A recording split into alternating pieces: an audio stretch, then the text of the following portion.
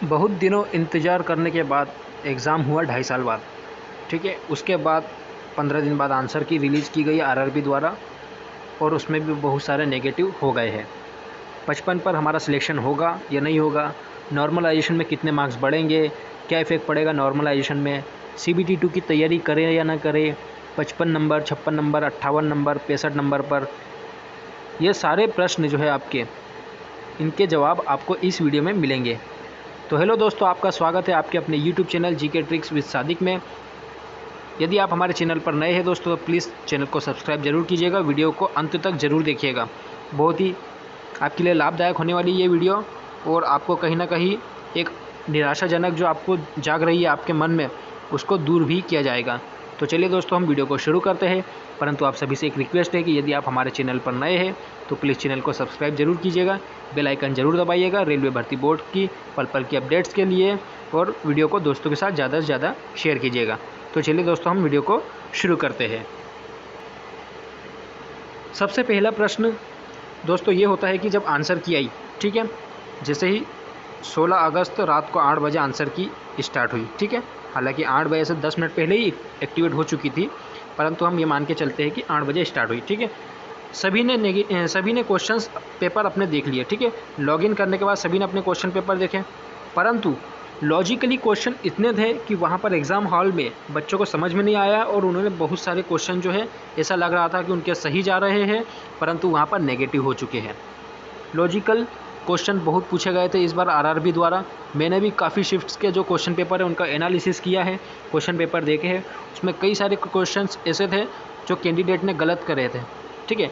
Candidate का अपना एक लॉजिक होता है, वो सही बात है, लेकिन आरआरबी जिस लॉजिक के थ्रू चलता है, उनका जो साइकोलॉजिस्ट का जो लॉजिक रहता है उसी को आरआरबी सही मानता है, ठीक है। यहाँ पर कैंडिडेट्स के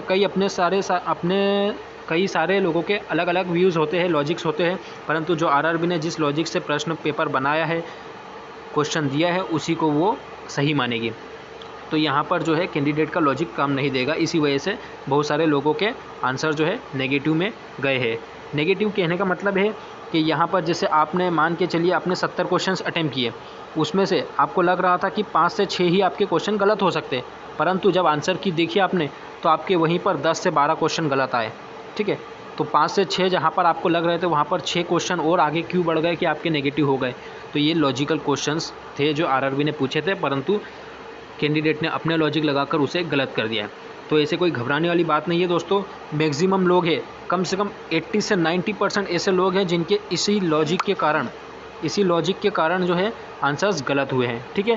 तो उम्मीद करता हूँ आपको वीडियो समझ में आएगी। आप प्लीज़ वीडियो को अंत तक ज़रूर देखिएगा। तो ऐसे कोई निराश होने वाली बात नहीं है, क्योंकि मैक्सिमम कैंडिडेट्स के जो है आंसर्स इसी टाइप से नेगेटिव हुए हैं। तो इतना कोई टेंशन वाली बात नहीं है। आगे बढ़ते हैं और अगला क्वेश्चन देखते हैं। तो हमारा अगला क्वेश्चन जो है दोस्तों वो है 55। जैसे किसी कैंडिडेट्स का एक कमेंट आया था कि 55 पर सिलेक्शन होगा या नहीं।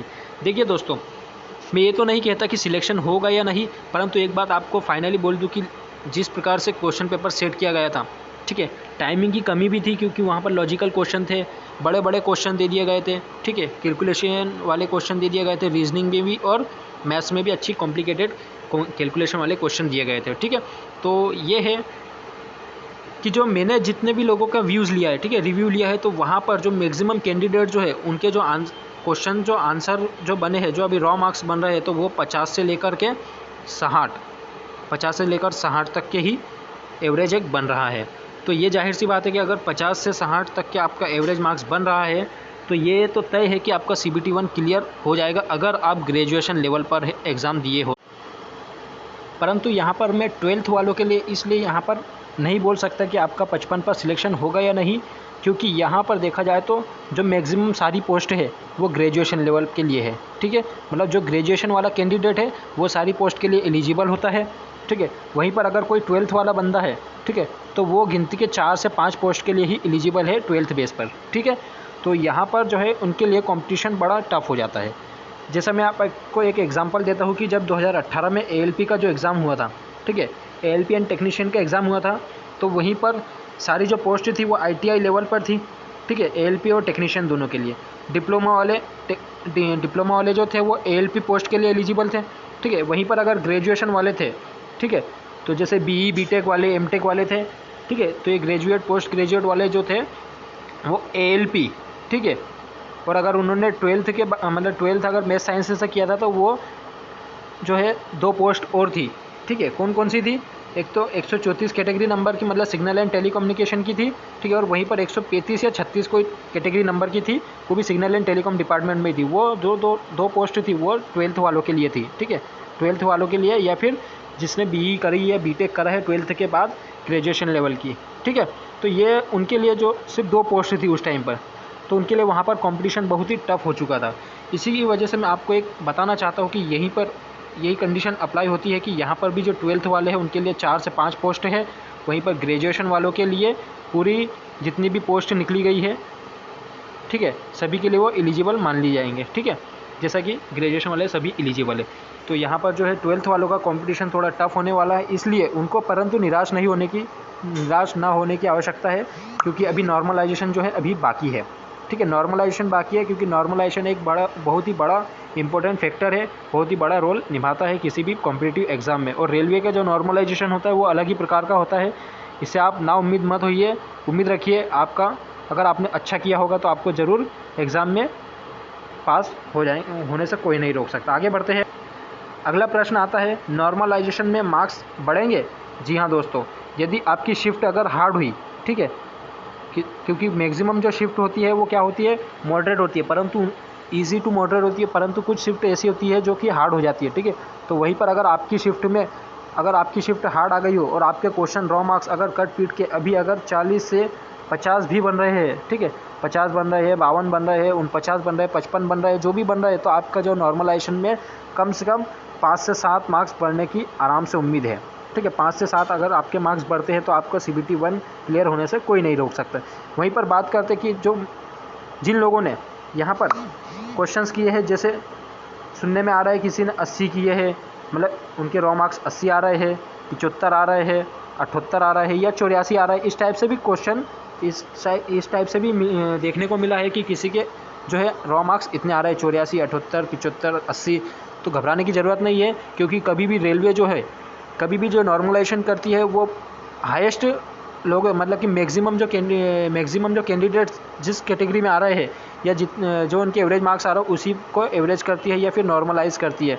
ऐसा नहीं है कि अगर 100 कैंडिडेट में से 2 कैंडिडेट के 84 नंबर आ गए हैं तो उनके हिसाब से ही नॉर्मलाइजेशन किया जाएगा, नहीं, ऐसा नहीं है।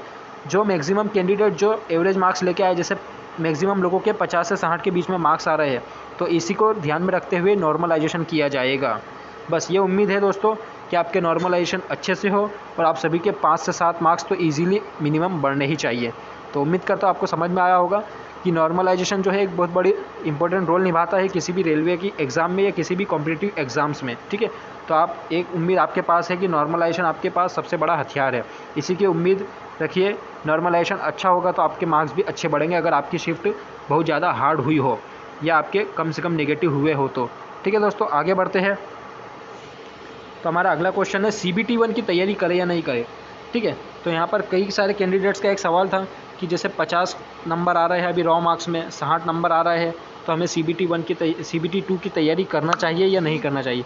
तो हम यही बोलेंगे कि आप अपनी लिंक को कभी भी छोड़िए मत, ठीक है, अपनी रिदम को कभी मत छोड़िए स्टडी से रिलेटेड।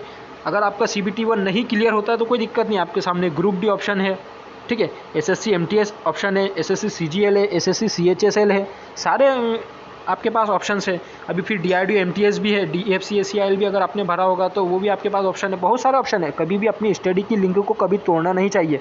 तो आप बिल्कुल CBT 2 की तैयारी कीजिए।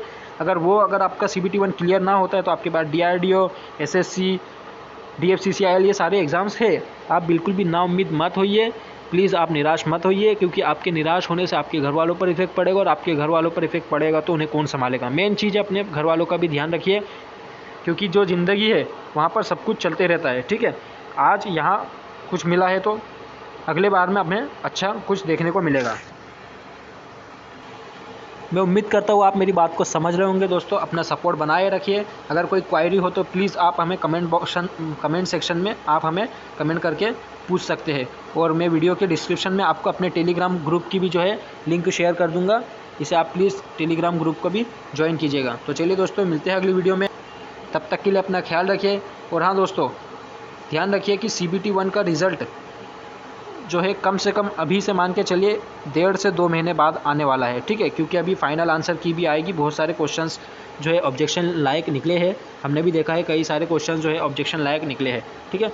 तो अभी CBT 1 का रिज़ल्ट जो है 1.5 से 2 महीने बाद आएगा। जब तक कि आप अपने सामने जो DFCCIL एग्ज़ाम होगी, DRD होगी, SSC की एग्ज़ाम होगी, उन पर फोकस कीजिए, ठीक है। साथ ही में CBT 2 की तैयारी भी कीजिए, क्योंकि लगभग सबका सिलेबस सेम ही होता है, बस पैटर्न थोड़ा अलग होता है, ठीक है दोस्तों। तो चलिए दोस्तों, वीडियो को हम ख़त्म करते हैं। अपना ख्याल रखें। Okay bye.